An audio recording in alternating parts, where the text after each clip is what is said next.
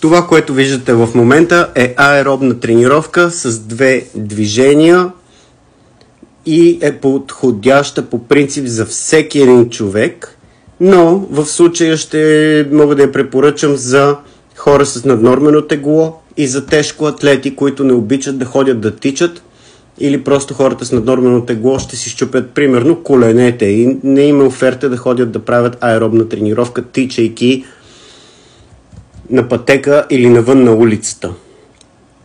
Така, аеробната тренировка е изключително важна, защото тя ни помага да възстановяваме. Силата е също много важна, както винаги ще го твърдя, но и аеробната тренировка ни помага да възстановяваме проблеми с метаболизма. Силата подобрява метаболизма, аеробната също го подобрява, те двете работят заедно. Това ми беше посланието. Сега ще ви обясня каква е тренировката, какво представлява. В продължение на 5 минути аз правя едно клякане и едно избутване с щангите.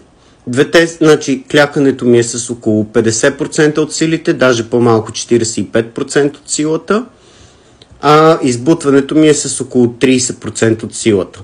Или ако мога да клякам с 120 кг, в момента правя едно клякане с 50 кг. И ако мога да избутам 70 кг веднъж над глава, в момента избутвам 25 веднъж.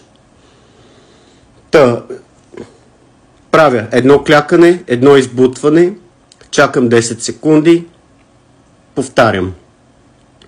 Едно клякане, едно избутване, чакам 10 секунди, повтарям.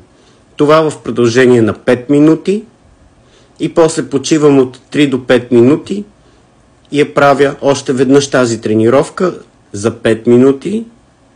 После пак почивам от 3 до 5 минути и я правя още веднъж за 5 минути. Това, което е важно, заради което постоянно си гледам часовника, те са 2 неща. Едното е, гледам си пулса. Ако почне да ми скача над 150, намалявам темпото, защото пулса трябва да е максимум 140 удара в минута.